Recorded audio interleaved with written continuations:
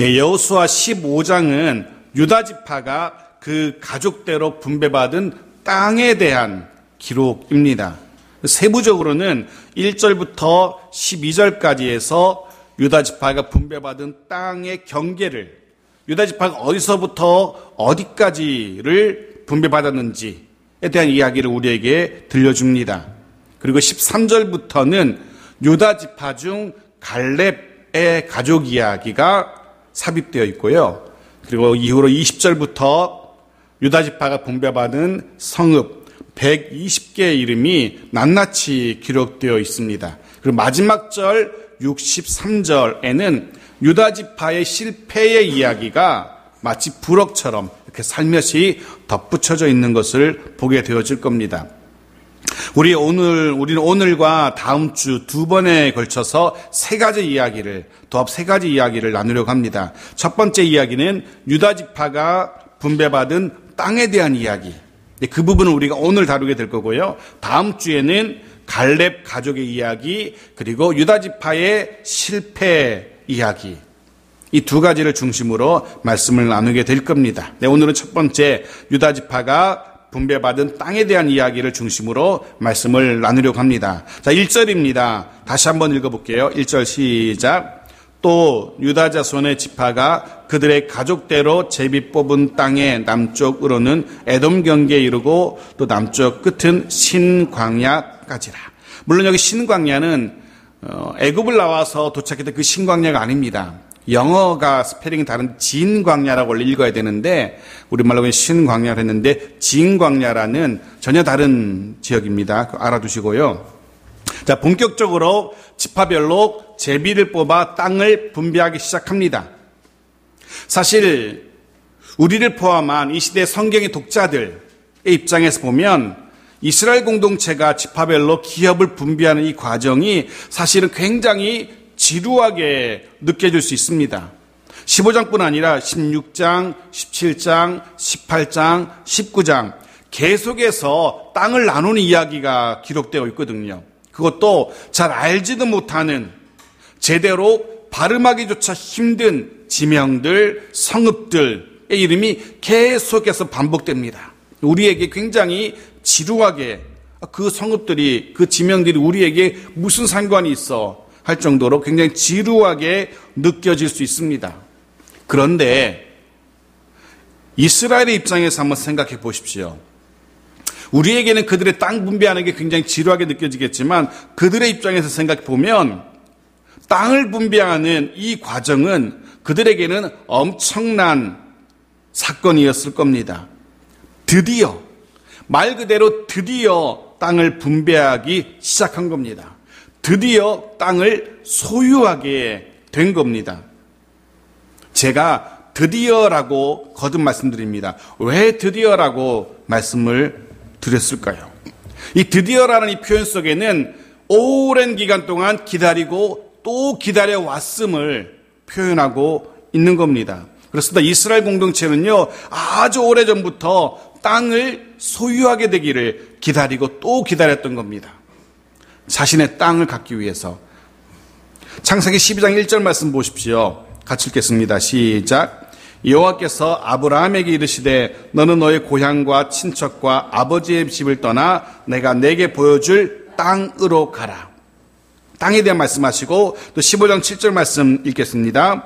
또 그에게 이르시되 나는 이 땅을 내게 주어 소유를 삼게 하려고 너를 갈대아인의 우르에서 이끌어낸 여호와니라.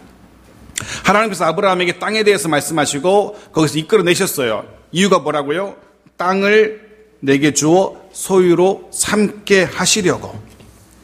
땅을 주어서 소유로 삼게 하시겠다는 하나님의 약속이 있었습니다. 조상 아브라함에게, 이스라엘의 조상 아브라함에게 하나님께서 땅을 약속하신 겁니다.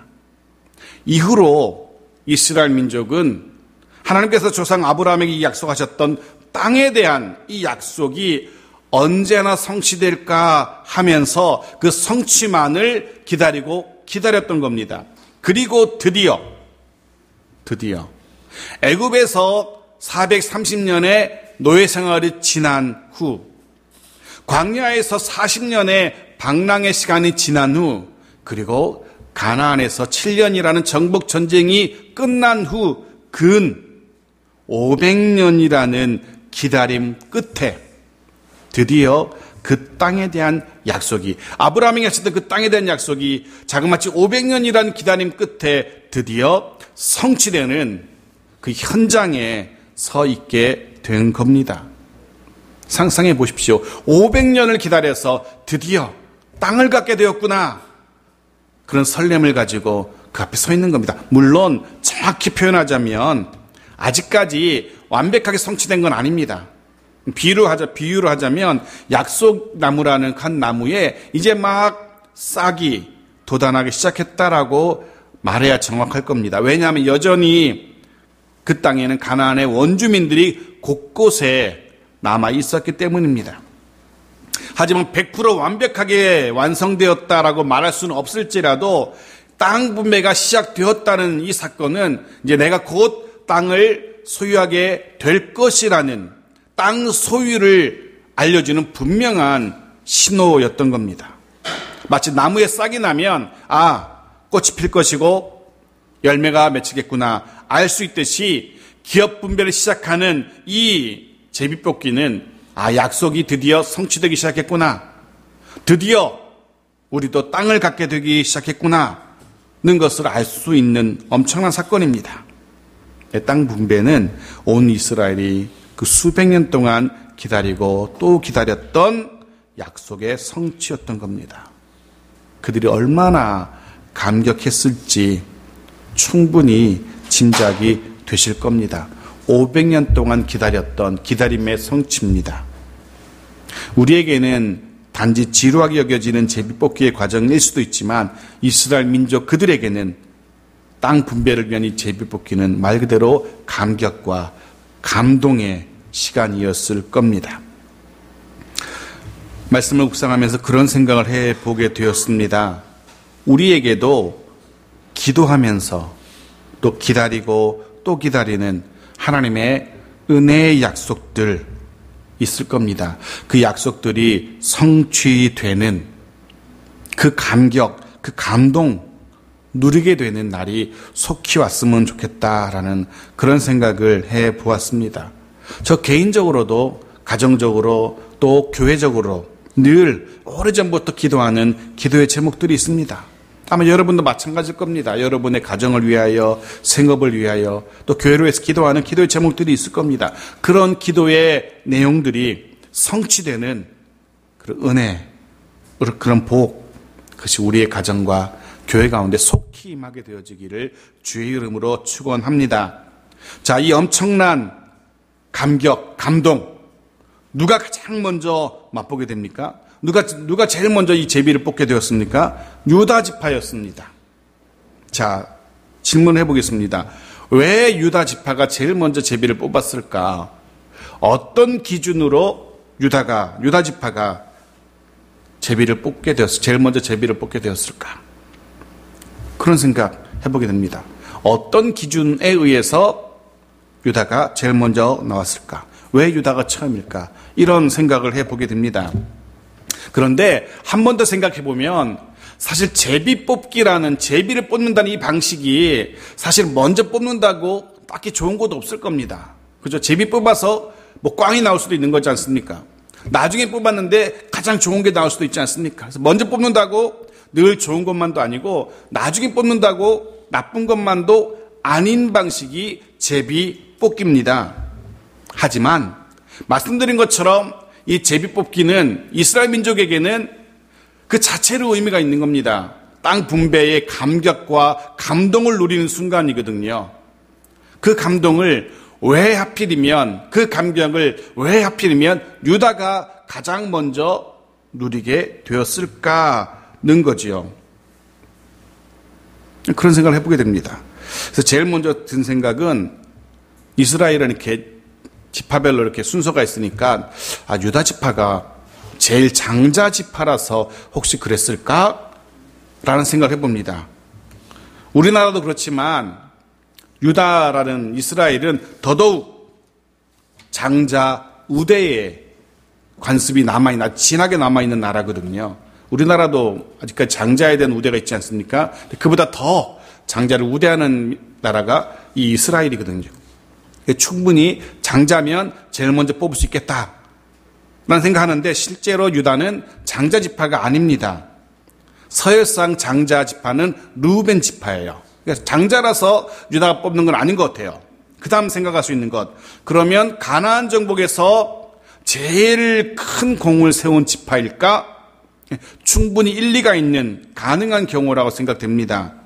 가장 큰 공을 세웠다는 것은 가장 싸움을 잘했다는 얘기고, 가장 싸움을 잘했다는 이야기는 그 당시로는 군사수가 제일 많았다는 얘기예요. 그때 싸움은 지금처럼 무슨 전략과 전술과 또 무기의 싸움이 아니라 사람 수의 싸움이거든요.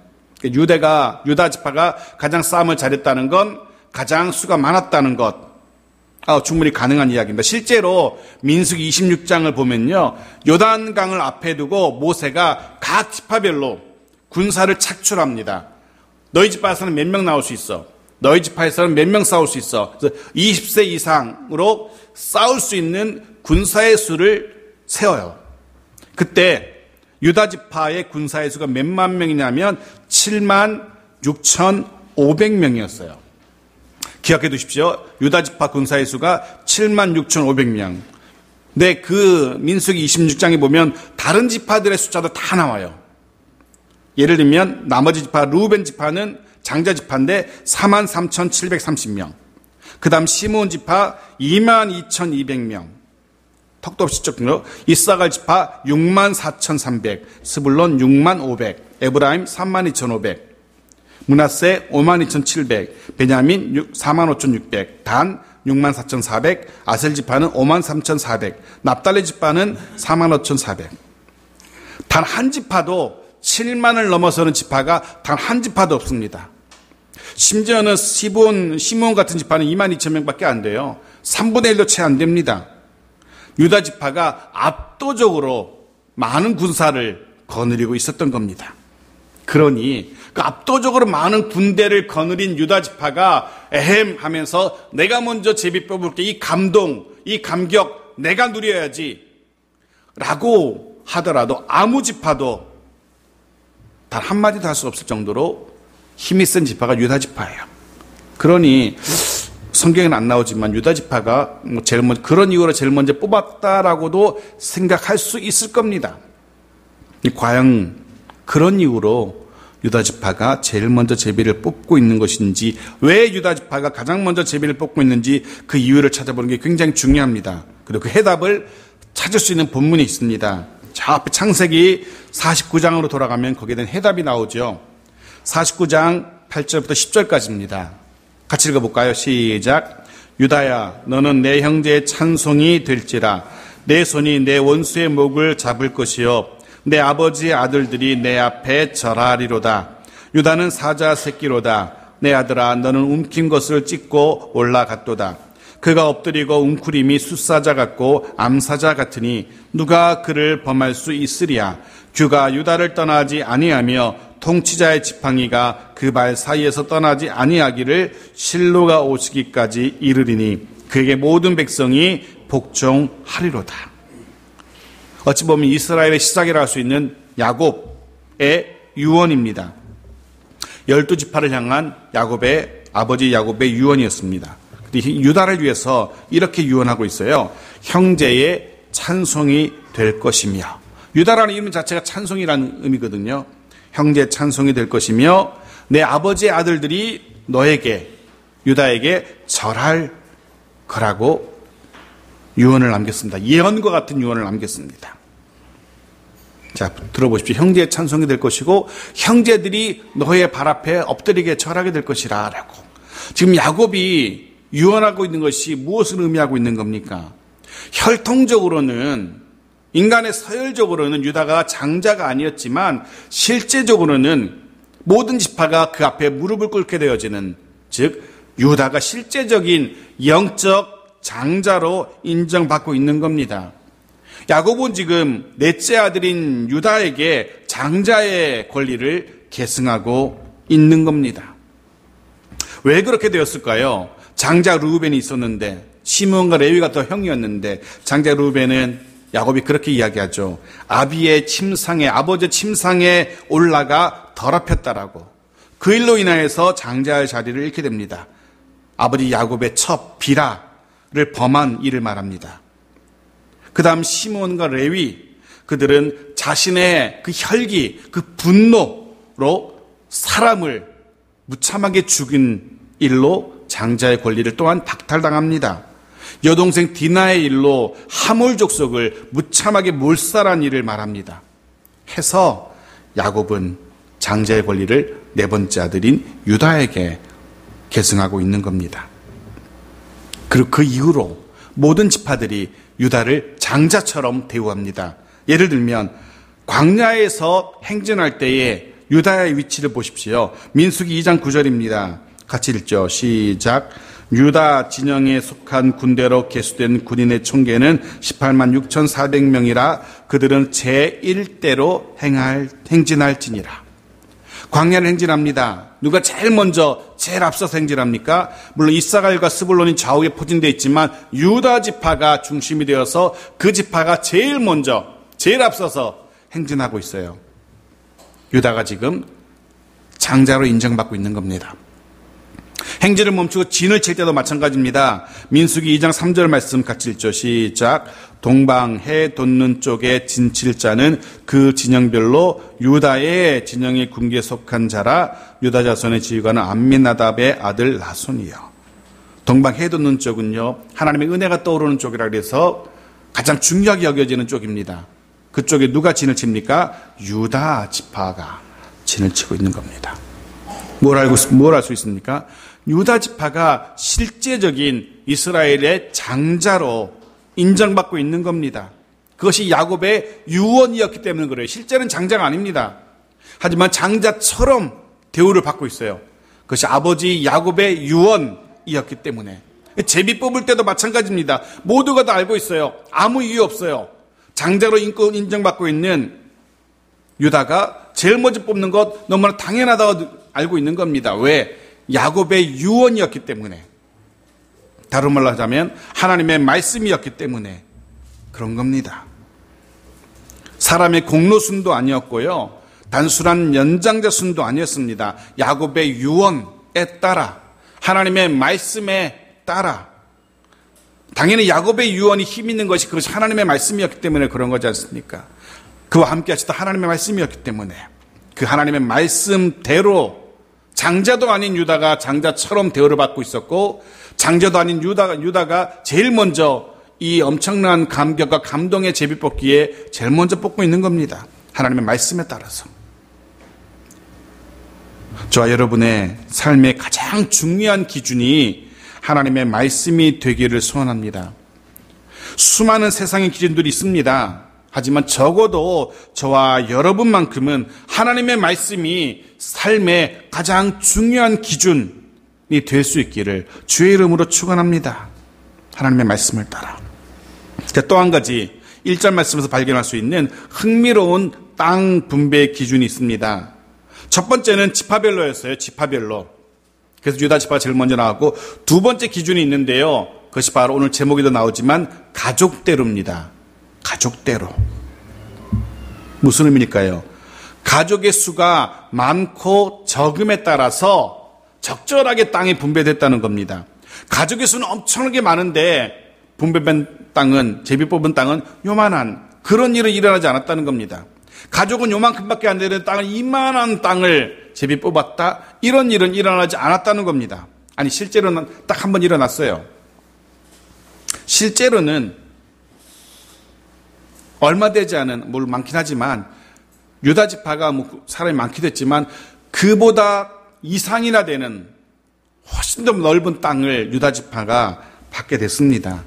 그거 외에는 다 적정하게 땅을 받았던 것 같아요. 물론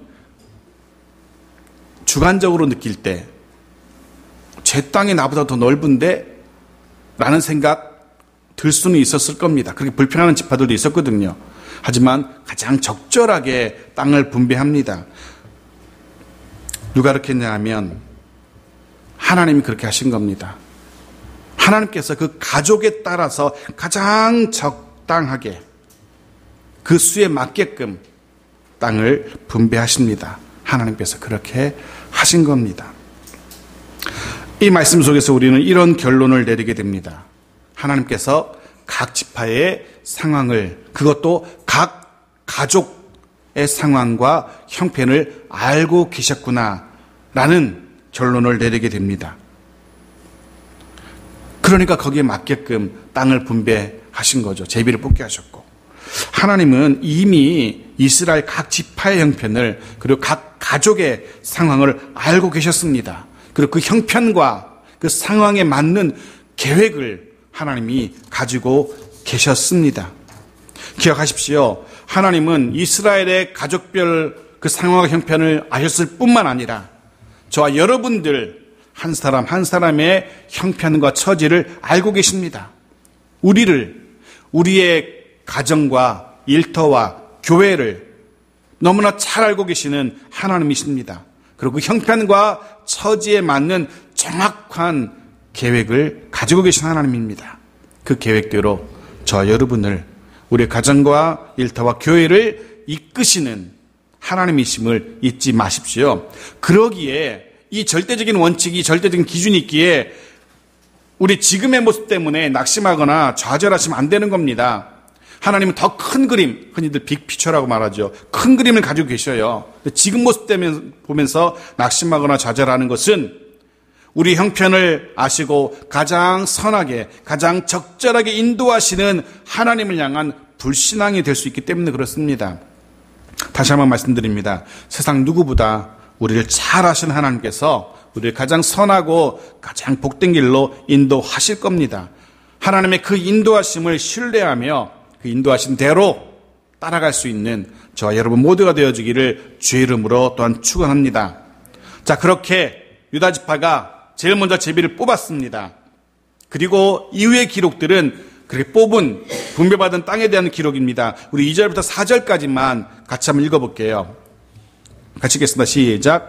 또 그들의 남쪽 경계는 염해의 끝, 곧 남향한 해만에서부터 아그랍빛 비탈 남쪽으로 지나 신에 이르고 가데스 바네아 남쪽으로 올라가서 헤스론을 지나며 아달로 올라가서 돌이켜 갈갈이 이르고 거기서 아스몬에 이르러 애굽시 내려 나아가 바다에 이르러 경계의 끝이 되나니 이것이 너의 남쪽 경계가 되리라. 자, 유다 지파가 분배받은 남쪽 경계를 이야기해요. 근데 뭔 말인지 알겠어요? 이렇게 들으면 유다 지파가 여기서부터 여기까지 이렇게 땅을 분배받았구나 아시면 그건 거짓말이죠. 몰라요. 이렇게 아무리 읽어봤자 이게 어디서부터 어딘지, 유다 지파가 어디 땅을 분배받았는지 몰라서 제가 쉽게 지도를 보여드릴 겁니다. 여러분 그 말씀 노트에도 컬러풀하게 해놨는데 지도 하나 보여주십시오. 네, 나왔네요. 네, 가운데 밑에 부분 유다라고 보이십니까? 잘 보시면 유다 지파의 땅이 그 외 베냐민, 단, 에브라임, 그 옆에 루벤, 이런 지파 택도 없이 넓어요. 그죠? 엄청나게 넓죠. 거기다가 블레셋이라고 표현된 부분이 있죠. 그 부분도 사실은 유다 지파 땅입니다. 유다가 분배받은 땅이에요. 거기다가 그 밑에 시므온이라고 써있는 땅이 있죠. 그 땅도 사실은 유다가 분배받은 땅이에요. 근데 너무 넓어요. 유다 지파의 땅이 다른 데랑 비교도 안 돼요. 그래서 유다가 시므온을 위해서 시므온 지파에게 내 땅이 넓으니까 너에게 나눠줄게 해서 시므온 지파가 거기 들어가서 살게 된 겁니다. 여호수아 19장 9절 말씀 보십시오. 같이 읽죠. 시작. 시므온 자손의 이 기업은 유다 자손의 기업 중에서 취하였으니 이는 유다 자손의 분깃이 자기들에게 너무 많으므로 시므온 자손이 자기의 기업을 그들의 기업 중에서 받음이었더라. 자, 보십시오. 유다 지파가 너무 많이 받아가지고 시므온 지파에게 나눠줬대요. 유다 지파의 이 땅 분배받은 땅을 통해서 알 수 있는 첫 번째 사실, 유다 지파는 너무 많은 땅을 분배받았다는 사실. 다른 지파에 나눠 죽어도 남을 정도로. 왜 그랬을까요? 장자 지파로 인정받았기 때문에 두 몫이나 주는, 다른 아들들보다 더 많은 두 몫이나 유산으로 남기는 장자에 대한 예우 때문이었습니다. 이건 너무나 간단합니다. 장자의 축복을 받은 지파였기 때문에. 또 한 가지, 유다 지파가 분배받은 땅에는요, 이스라엘 모든 공동체가 가장 소중히 여기던 땅들이 그 안에 다 들어있어요. 거기 새카맣게 표시해놨는데요. 보십시오. 어떤 성읍들이 있습니까? 중요한 성읍 세 곳이 표시되어 있어요. 눈에 띄는 게 뭡니까? 예루살렘, 베들레헴, 그리고 헤브론. 이스라엘 민족이 가장 중요하게 여기는 성읍이 모두 다 유다 지파에 속해 있어요. 특히 헤브론 땅, 우리는 예루살렘이나 베들레헴이 더 중요할 것 같죠? 그건 지금의 해석이고 신약시대로 넘어오면서 중요하게 된 거고요. 또 다윗이 예루살렘을 수도로 삼으면서 중요하게 된 거고, 실제로 그 전까지는 헤브론이 최고로 중요한 성읍이었어요. 이 헤브론 땅은 이스라엘 민족이 애굽에서 종살이 할 때부터 그리워하던 땅입니다. 광야를 방황할 때에도 한시도 잊지 않고 그리워했던 땅이 바로 헤브론 땅이었어요. 질문 하나 드려보겠습니다. 왜 이스라엘 공동체가 유독 많은 땅 중에서 이 헤브론 땅을 가장 그리워하고 가장 사모하고 가장 갖고 싶어 했을까? 이유가 뭘까요? 그곳에 가장 좋은 8학군 학교들이 있어서요? 아니면 그곳에 땅값이 비싸고 좋아서? 그곳은 이스라엘 민족 모두가 사랑하는 조상 아브라함, 그의 아들 야곱, 그의 아들 요셉이 묻혀있는 땅입니다. 즉, 말 그대로 헤브론은 이스라엘 민족의 고향과도 같은 땅이었던 겁니다. 조상 아브라함이 묻혀있고 그의 아들 야곱, 그로부터 12아들이 비롯되지 않았습니까? 요셉, 자기들을 생존하게 했던 요셉, 은혜를 입었던 요셉, 그의 묘가 있는 곳이 헤브론입니다. 모든 지파가 너무나 사모하는 땅이었던 겁니다. 그 땅 누가 차지한 겁니까? 유다가 차지하게 된 겁니다. 베들레헴도 마찬가지입니다. 베들레헴 어떻습니까? 후에 메시아가 탄생하게 되어지는 가장 거룩한 땅입니다. 예루살렘, 후에 이스라엘 민족의 수도가 되는 가장 중요한 길목에 놓여있는 땅입니다. 이 모든 중요한 성읍들을 모두 다 유다가 차지하고 맙니다. 물론 그 역시 야곱의 예언대로, 야곱의 축복대로였습니다. 그 역시 하나님의 계획이었습니다. 하나님의 계획대로 유다가 이곳을 차지하게 된 겁니다. 하나님의 계획대로 가장 은혜롭고 가장 소중한 것을 유다가 누리게 된 겁니다. 저는 말씀 묵상하는데 그런 기도를 하게 되었습니다. 그 누구보다 소중하고 누구보다 큰 복을 우리 장성교회 성도 여러분들이 받아 누렸으면 좋겠다라는 그런 기도를 하게 되었습니다. 그런 복이 저와 여러분에게 임하기를 주의 이름으로 축원합니다. 또 한 가지, 이 지도를 통해서 보여드린 이 지도를 통해서 알게 되는 것, 아주 중요한 사실 하나 있습니다. 전제는 하나님의 말씀대로 유다가 이곳에 땅을 받았다는 겁니다. 그런데 보십시오. 분배받긴 했지만 정복하지 못한 블레셋 지역. 이 블레셋 지역은 그 가나안 전쟁 7년 동안 손도 대지 못한 땅입니다. 그 옆에 유다 지파가 자리하게 된 겁니다. 하나님께서 가장 강력한 군사력을 자랑하는 유다 지파로 하여금 블레셋의 세력을 막아서게 하고 있는 겁니다. 하나님께서는 유다 지파에게 누구보다도 귀한 복을, 다른 모든 지파보다 더 큰 복을 주셨지만 그 귀한 복을 주시면서 동시에 그 어느 지파보다 더 큰 부담감을 안겨주신 겁니다. 블레셋의 이 세력을 온전히 막아내야 할 책임감, 부담감을 유다 지파에게 맡기신 겁니다. 블레셋의 세력이, 블레셋의 문화가, 블레셋의 그 우상들이 이스라엘 공동체로 스며들지 못하도록 막아내는 역할, 하나님께서 누구에게 맡기신 겁니까? 유다에게 지금 맡기고 계신 겁니다. 후에 블레셋 지파 골리앗을 누가 막아냅니까? 유다 지파 다윗이 막아냅니다. 우연히 그렇게 된 것이 아니라 그것이 하나님의 계획이었던 겁니다. 블레셋의 세력을 유다가 막아내게 하는 것. 하나님의 원대한 계획 아래에서 골리앗을 다윗이 막아냈던 겁니다. 유다 지파는 그렇게 블레셋이라는 거대한 이방 세력을 막아서야 하는, 온몸으로 막아서야 되는 거룩한 부담감을 떠안았던 겁니다. 기억하십시오. 하나님께서 하나님의 백성들에게, 저와 여러분에게 은혜와 복을 주실 때에 그 복만을 누리기를 원하지 않으셨습니다. 그 복과 더불어서 마땅히 감당해야 할 거룩한 영적 부담, 그 부담을 감당하기를 원하고 계십니다. 우리 가정의 신앙을 세상의 더러운 문화로부터 지켜내는 일, 저 여러분에게 맡기신 겁니다.